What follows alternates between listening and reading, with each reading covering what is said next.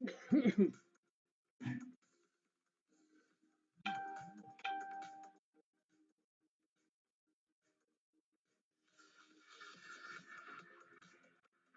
buenas noches para todos ustedes. Estamos ya entrando con el noticiero Ecos TV exactamente a las 7 p.m. hora del Sabor Centroamérica. Vamos con los 30 minutos de la cotización nacional, cortesía del www.inmobiliariacelaya.com. Vamos a entrar ya entonces en materia y esperando que ustedes se queden debidamente informados con la información que le vamos a estar brindando desde el Sabor Centroamérica para que ustedes pueda compartir el programa si usted se queda acá.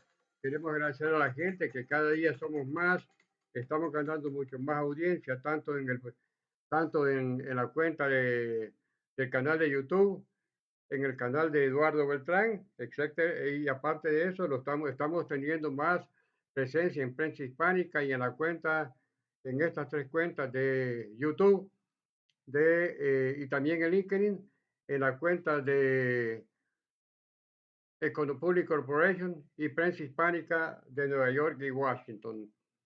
También en la cuenta del canal de X estamos teniendo muy buena presencia. Así que vamos entrando ya con las noticias del acontecer nacional. Hay unas cuestiones bien delicadas donde la guerra en el Medio Oriente se ha expandido y eso es una de las cuestiones donde parece que la política de Irán para ganarle a Trump es, digamos, extender la guerra. Y eso para ganarle a Donald Trump, cosa que yo lo dudo. Vamos entonces llegándole aquí para estar con ustedes a través de la plataforma digital del Noticiero Internacional Ecos TV. Irán busca ampliar la guerra y desestabilizar la economía para retirar a Trump, dicen analistas. Irán transita un camino escabroso para sortear una guerra en la que enfrenta a dos potencias militares de la talla de Estados Unidos y Israel, que se muestran determinados a cambiar el régimen iraní y desbaratar su programa nuclear y capacidades bélicas en medio de una retórica beligerante de la República Islámica hacia Washington y Jerusalén. Según analistas consultados por The New York Times, Irán ya tiene una estrategia para encarar el conflicto, que visualiza a largo plazo sin escatimar los costos para su propio país, mientras tanto sobreviva y buscando sacudirse a Trump lo más pronto posible aumentando los costos de la guerra, en términos de bajas estadounidenses, costos energéticos e inflación. De acuerdo a los analistas, Irán busca expandir su campo de batalla desde su territorio hasta la región, dañando infraestructuras críticas petroleras y gasíferas de los países vecinos, además de cerrar el estrecho de Hormuz al transporte marítimo y restringir el tránsito aéreo. Todo ello, para perturbar las economías del Golfo Pérsico e impulsar el alza de los precios de la energía y la inflación a nivel global, a tal punto que para Trump sea insostenible políticamente con la cercanía de las elecciones de mitad de mandato y un movimiento MAGA escéptico. La guerra se ha convertido en una prueba de voluntad y resistencia, dijo Vali Nasr, de la Escuela de Estudios Internacionales Avanzados de la Universidad Johns Hopkins en Washington. Irán se enfrenta a unas fuerzas armadas cualitativamente superiores, por lo que la estrategia consiste en poner a prueba su voluntad ampliando el campo de batalla, complicando la guerra y aumentando el peligro para la economía mundial. Para la República Islámica, afirmó, la supervivencia es una victoria, aunque sea pírrica.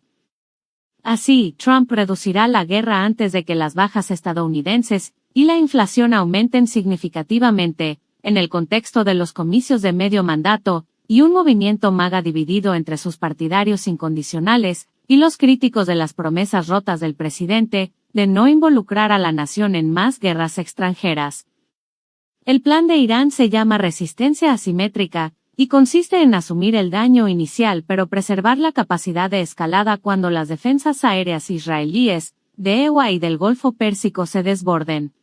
La República Islámica también buscaría agotar los caros interceptores de misiles de sus enemigos. A esta altura de la batalla, bases y embajadas estadounidenses e incluso europeas han sido atacadas, 6 soldados estadounidenses han fallecido y 3 aviones fueron derribados. Además, Hezbollah ha entrado en la guerra, y los países del Golfo Pérsico agotan los interceptores de los drones iraníes de bajo costo. Las instalaciones energéticas de Arabia Saudita y Qatar han sido atacadas mientras los precios del gas y petróleo se disparan.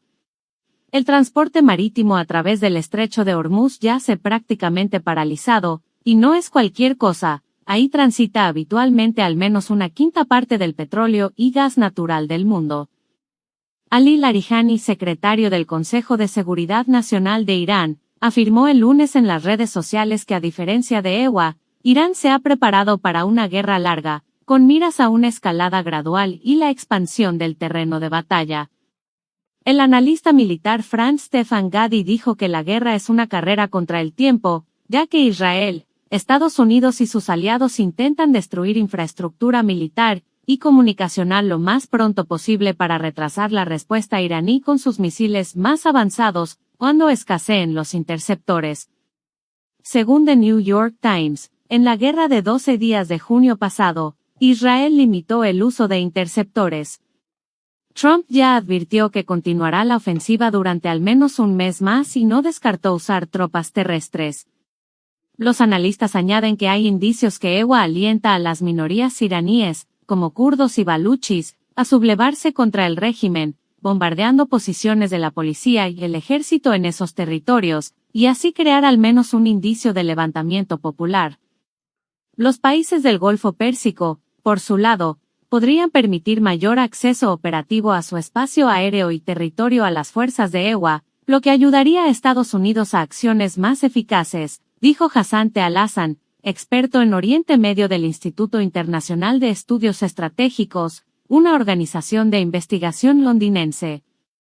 Gran Bretaña, Francia y Alemania ya indicaron que podrían actuar para proteger sus intereses en el Golfo Pérsico, porque todos se dan cuenta de que el interés global colectivo aquí está en juego, dijo Al-Hassan a la BBC.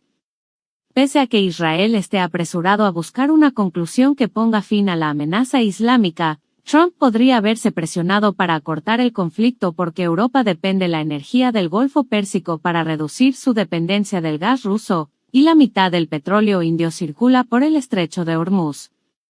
De acuerdo a Matthew Kroenig, exfuncionario de defensa estadounidense bajo presidentes republicanos, y estudioso de la política exterior de Trump, el presidente podría haberse complacido con un modelo réplica de Venezuela, con un gobierno abierto a negociar un acuerdo sobre el programa nuclear.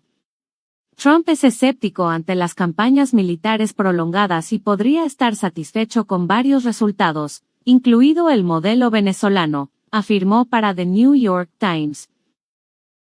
Bueno, también nosotros tenemos una nota del día, del diario de hoy, del día de ayer, donde Estados Unidos toma acción tras 17 años de terror de los ayatolás. Y esa es una de las cuestiones bien interesantes que es necesario decirlo. Acá la situación se ha puesto más que interesante, donde la entronización de los ayatolás sumió a Irán en 1979 en un oscurantismo islamista, fomentó la degradación de la mujer y fomentó el terrorismo, que es lo que decíamos nosotros en el noticiero.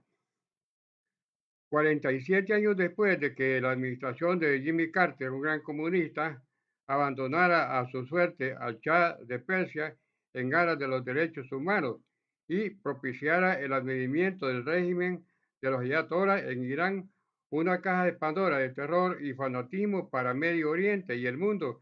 Estados Unidos ha comenzado a derrocar a la cúpula de la brutal teocracia, incluyendo al jefe supremo Ali Khamenei, quien murió en un bombardeo. No aguantó, estaba en una reunión, allí les cayeron y se fue la nieta, se fue la hija y se fueron 4 personas más que no han sido dadas a conocer en sí. La entronización de los ayatolás, iniciando con el nefasto Ruhollah Khomeini, sumió a Irán en febrero de 1979 en un oscurantismo islamista, fomentó la degradación de la mujer y el auspicio a los grupos terroristas como Hezbollah y Hamas. Como dice la sabiduría popular, mal paga el diablo a quien bien le sirve. Lo primero que hicieron los enloquecidos ayatolás y sus hordas revolucionarias fue tomarse la embajada de Estados Unidos en Teherán y mantener secuestrado por 400 días a los diplomáticos y empleados. También hicieron el estrago con Argentina, ya lo vamos a ver más abajo. El ascenso de estos clérigos dementes significó el inicio de una guerra de 10 años con su vecino Irak y el surgimiento de grupos terroristas en Líbano, uno de los cuales voló en pedazos el cuartel de las Fuerzas de Paz de las Naciones Unidas en Beirut y causó la muerte de centenares de militares estadounidenses y británicos.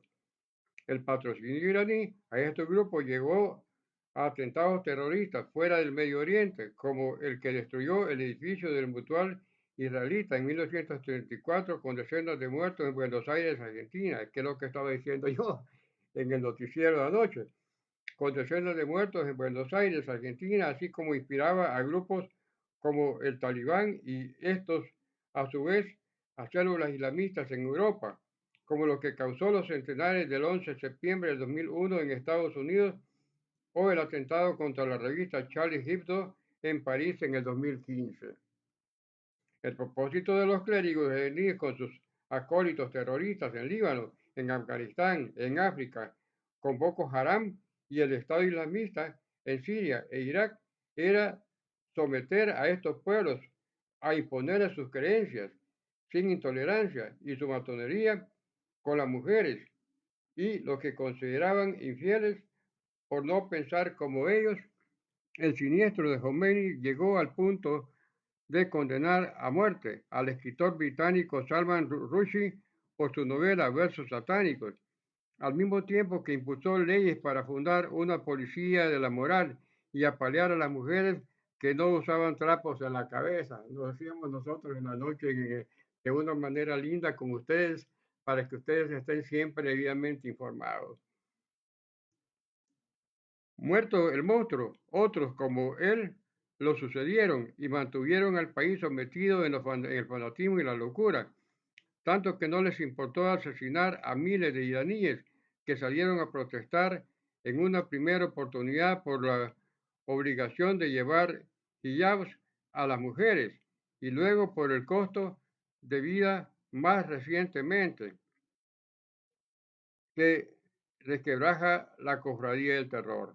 La tiranía iraní fue un prominente miembro del eje del mal o la cofradía del terror, con el régimen del criminal de guerra Putin, el agonizante chavismo venezolano y sus parásitos cubanos y nicaragüenses, y la demencia del despotismo del carnicero de Corea del Norte. Precisamente esa energía para frenar a tales dictaduras faltó en aquellos tiempos, aunque eran otras circunstancias del mundo, pero la comunidad internacional debió hacer mucho más para que los pueblos de Cuba, Nicaragua y Venezuela no cayeran en regímenes corruptos. Tanto corruptos como opresivos, ¿verdad? Que fueron oprimidos, al mismo tiempo que la gente languidece por el hambre y tiene que buscar alimentos entre la basura. Los que se dicen revolucionarios románticamente viven en la opulencia y el hallazgo. Tanto la teocracia iraní como los regímenes castristas, chavistas y sandinistas dicen llamarse revolucionarios, pero son los más retrógrados que pueda haber. Engañaron a un pueblo prometiéndoles paraísos, pero promovieron la corrupción, la represión y la destrucción moral de sus países.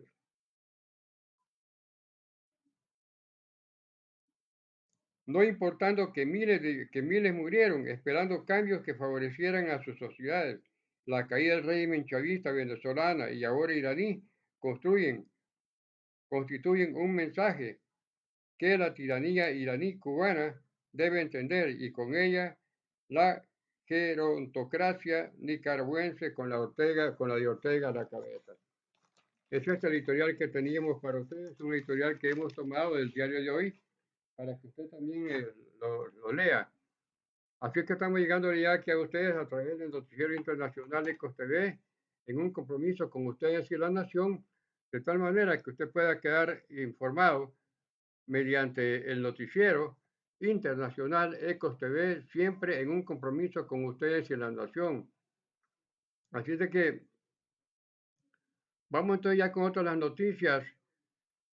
Vamos a ver qué es lo que pasa, dónde está ataque de Estados Unidos y Israel, ¿dónde están Rusia y China, los aliados de la nación islámica? Esas son de las cuestiones que no aparecen, y qué bueno que no aparecen, porque están escondidos y no quieren meterse en el conflicto.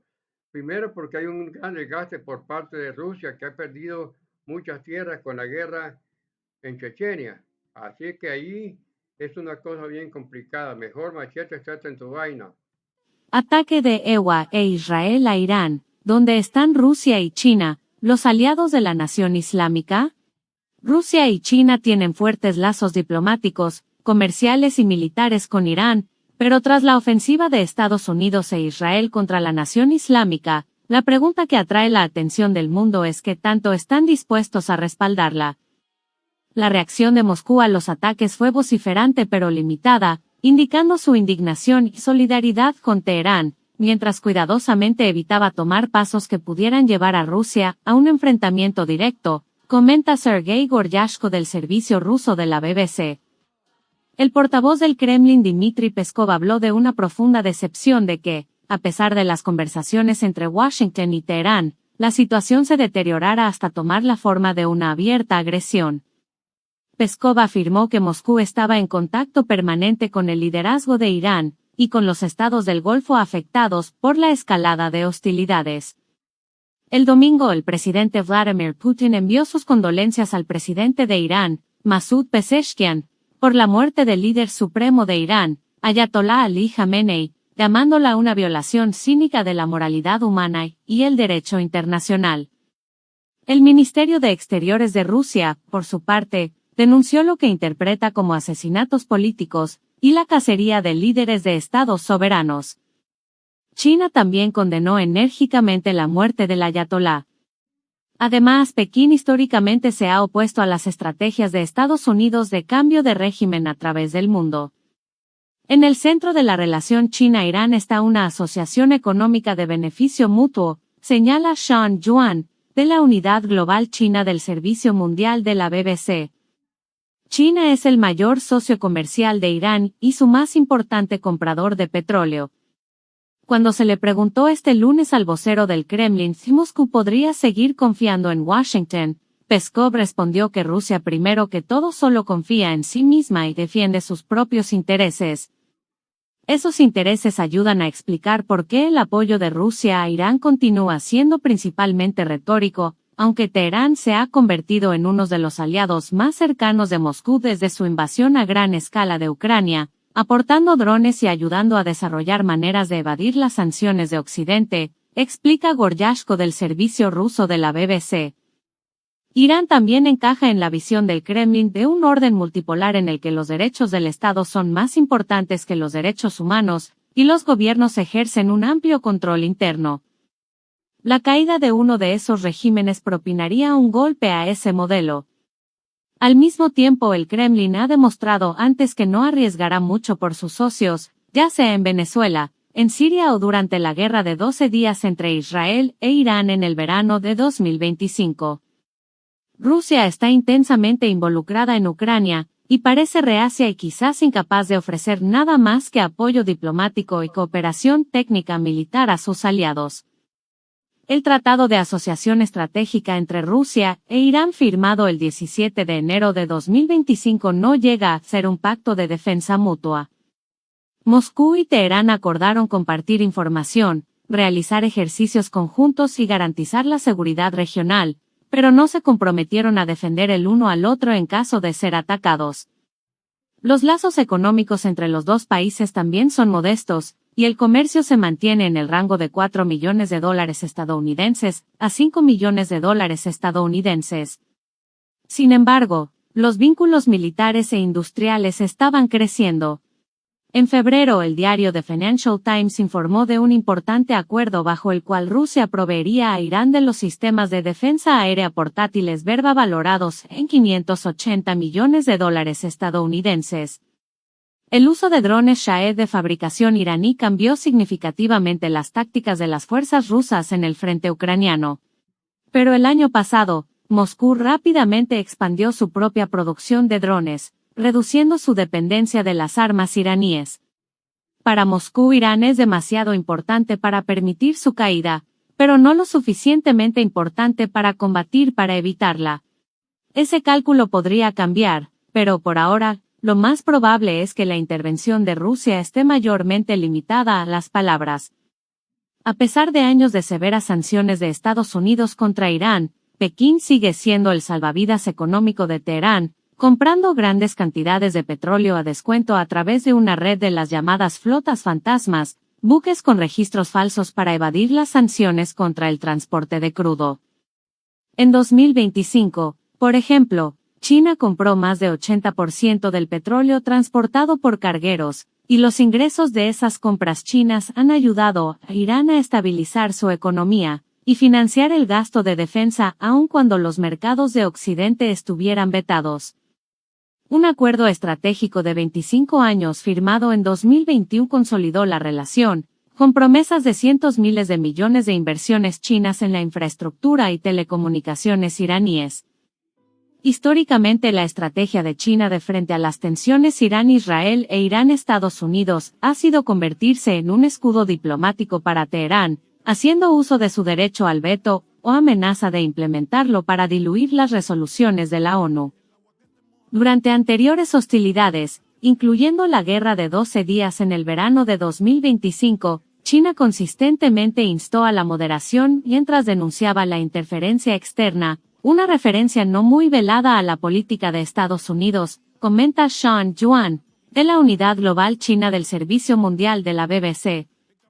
La estrategia de Pekín siempre ha sido mantener a Estados Unidos empantanado en Medio Oriente, indica nuestro corresponsal, sin promover un colapso regional total que pudiera disparar los precios mundiales del petróleo.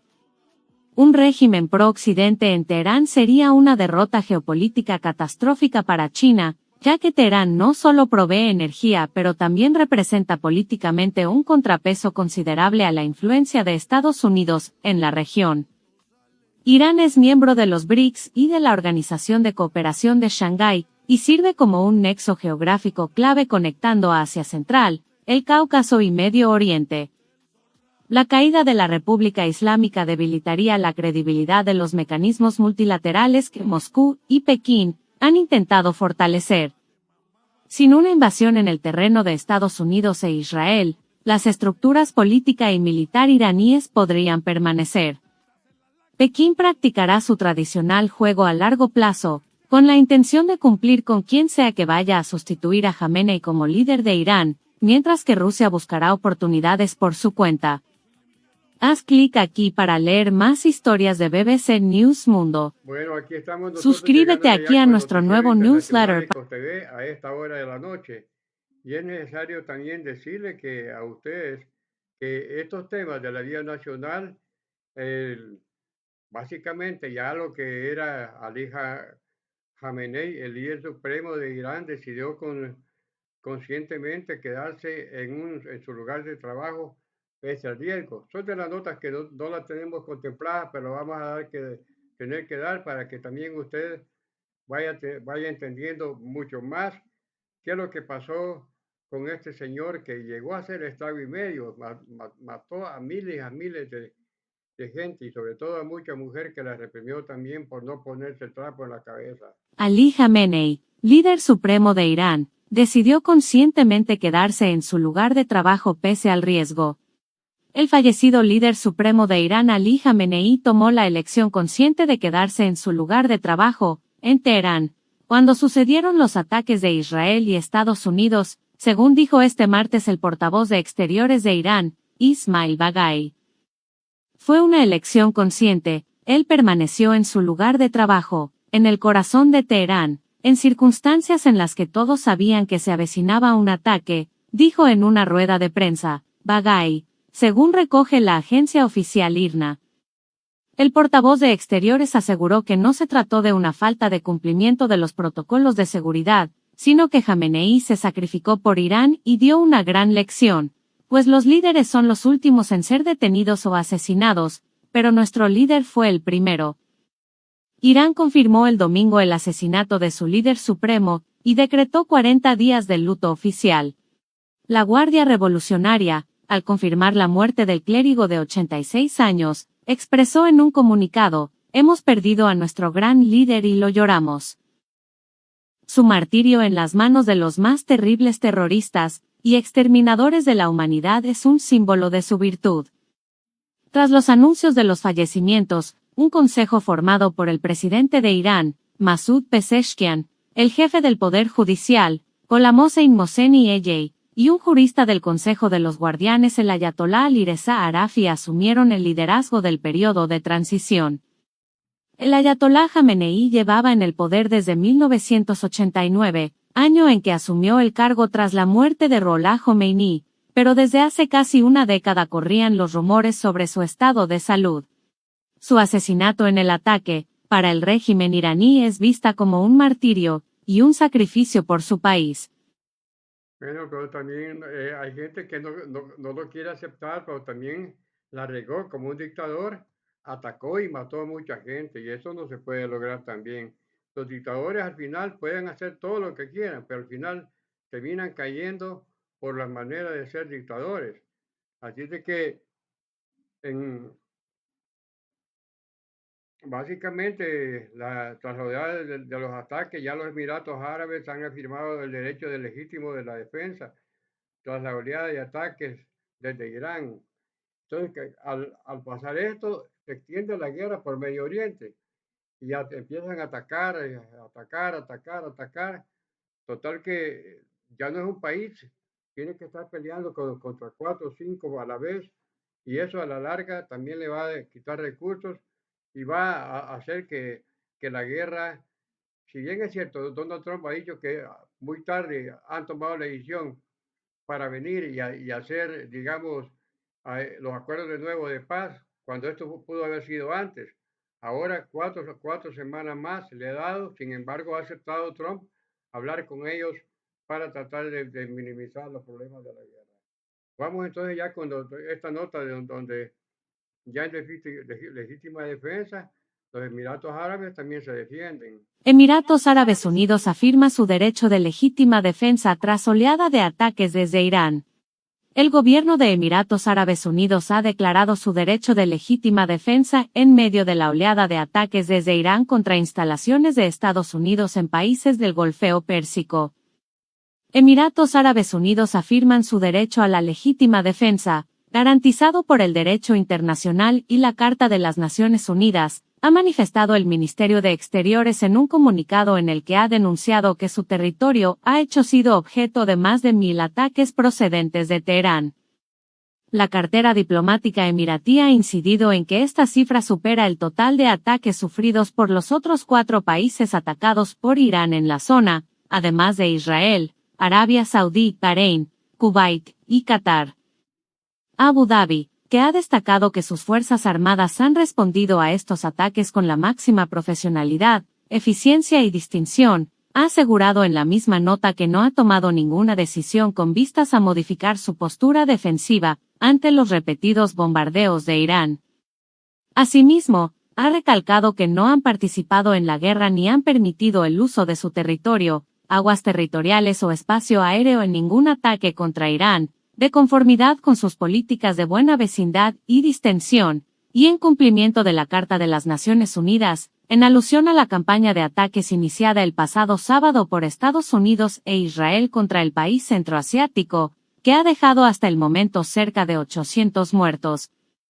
Por otra parte, el gobierno emiratí ha aprovechado para recordar la importancia de adherirse a la ética periodística y la necesidad de obtener información de fuentes oficiales y confiables antes de publicar o difundir cualquier información inexacta, después de que la agencia de noticias Bloomberg, citando fuentes, haya indicado que Qatar y EAU están trabajando para intentar mejorar sus capacidades a nivel de defensa antiaérea, llegando a pedir ayuda a sus aliados para hacer frente a los ataques con misiles y drones por parte de Teherán, algo que el Abu Dhabi ha rechazado. Bueno, así son las cosas, señores. Nosotros ya vamos a dar entonces parte de las noticias, a pesar que ya se pasaron los 30 minutos, vamos a dar básicamente donde ya hay otras cuestiones bien interesantes. Primeramente, ayer hablamos sobre el Marcelo Arévalo y ahora el tenista salvadoreño sigue atrapado en Dubái y es interesante lo que está pasando con nuestro gladiador de Cucatán, que queremos dedicarle como el tenista de la semana, porque está haciendo una gran labor afuera del país. Vamos con la nota para ustedes de Marcelo Arévalo, el hermano de Rafa, que descubrimos, que tuve el honor de descubrirlo en Sonsonate, y ahora pues ya emuló los pasos de su hermano y ahora está a nivel mundial sacando la cara por la nación. Este programa es cortesía del www.inmobiliariacelaya.com. Se están vendiendo 12 apartamentos en $2 millones. Usted quiere hacer la inversión, perfecto. Aparte de ello, si lo quiere individual, anda costando por los $150,000 para una persona o una pareja o gente que ya se quiere jubilar. Una belleza de apartamentos de lujo en el corazón de la colonia Escalón. El 7552-0532 está a la orden suya. Vamos a ver entonces 7532-05, vamos a ver 7552. Estamos aquí a la orden donde bueno, vamos a dar el 64-49-72-87, que es el teléfono del canal digital. Marcelo Arévalo no ha podido salir de Dubái según Federación Salvadoreña de Tenis. El tenista salvadoreño Marcelo Arévalo permanece en Dubái tras la suspensión de vuelos comerciales provocada por el cierre del espacio aéreo en Emiratos Árabes Unidos, en el contexto del conflicto en Medio Oriente. Así lo informó la Federación Salvadoreña de Tenis a través de un comunicado oficial difundido este martes. Arévalo se encontraba en territorio emiratí luego de disputar la final de dobles del ATP 500 de Dubái. Sin embargo, las restricciones aéreas le han impedido regresar a casa en el tiempo previsto. De acuerdo con el comunicado, el tenista aseguró que tanto él como su entrenador se encuentran en buen estado. No obstante, reconoció que la mayor dificultad es la incertidumbre sobre cuándo podrá reencontrarse con su familia. ¿Te puede interesar? Las autoridades de Emiratos Árabes Unidos han implementado medidas para garantizar la seguridad de visitantes y atletas mientras se restablecen las operaciones aéreas. Asimismo, la Federación Salvadoreña de Tenis hizo un llamado a las autoridades competentes que brinden acompañamiento y realicen gestiones diplomáticas para contribuir al pronto regreso del atleta nacional a su residencia en Miami. Mientras tanto, en el comunicado se establece que Arévalo se mantiene enfocado y positivo, a la espera de una pronta solución que le permita retomar su calendario competitivo. El siguiente reto de Arévalo junto a su compañero Mate Pavic en el calendario debería ser el Abierto de Indian Wells y posteriormente el Miami Open, torneos en los que además tendría títulos que defender. Sin embargo, debido a esta situación, su presencia en ambos certámenes es una incógnita. Bueno, de esta manera estamos con Marcelo. Esperamos que vuelva pronto a su hometown en Miami, junto con Gianni Bernardo, mi querido amigo, y Mate Pai, que es su compañero de batalla. Señores, en lo particular yo les quiero las gracias a todos ustedes, cortesía de la inmobiliaria Celaya.com, www.inmobiliariacelaya.com, que ya va a haber mucho más propiedades en la página web de ellos. Se están buscando también 4 manzanas, 5 manzanas por la parte esta de alguna oferta que haya aquí por la parte de Japa. Estamos interesados en unas propiedades y otras en Nuevo Cucatlán se están buscando como 2.500 manzanas también. Si usted de 2.500 aras cuadradas para una propiedad y una bodega. Si usted las tiene, comuníquese siempre en la página de inmobiliariacelaya.com. Vamos entonces ya a ir cerrando donde hay otra de las noticias donde hay el Mason Varillas confirma que su deseo de jugar en El Salvador y se siente cómodo aquí. Bueno, vamos a hablar de esto porque es un novel jugador y cuando algo pasa así, hay que ser bien bueno con la gente que está, que está en el país. Aunque ha recibido interés desde Perú en repetidas ocasiones, Mason Varillas dejó claro su prioridad de seguir jugando en El Salvador. El delantero salvadoreño, nacido en Estados Unidos, Mason Varías, fue mundialista sub-17 en Qatar 2025 y uno de los referentes del equipo Cocarleco en el último premundial disputado en Guatemala. Varías habló con, con el grupo de la LPG sobre su experiencia en este torneo y la posibilidad de jugar para otra selección y sus planes futuros. Así que estamos llegando aquí. Mañana vamos a dar toda la nota. Hoy queremos cerrar el noticiero aquí, cortesía Inmobiliaria Celaya, agradeciendo a usted que está compenetrado con nosotros. Decirle siempre que sabe que tenemos ya los teléfonos, que tenemos que hacer frente a tanto los servicios de la luz, de la internet y de los aparatos de teléfono, que estamos ya listos para ir mejorando. Tenemos los aparatos acá listos y esto hay que pagarlo, no es de gratis. Entonces, si usted quiere unirse con nosotros y apoyarnos, siempre la cuenta del Banco Agrícola está a la orden. Aparte de eso, usted ya se da cuenta que tenemos los audífonos y eso nos permite llegar mucho más cerca con ustedes.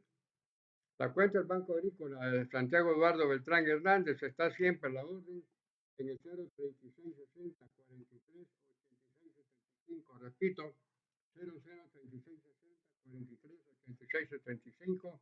Quiero ser un donante de una vez por semana, cada 15 días, cada 3 semanas o una donación mensual. Perfecto, bienvenido sea, porque solo así podemos hacer esta labor de informar.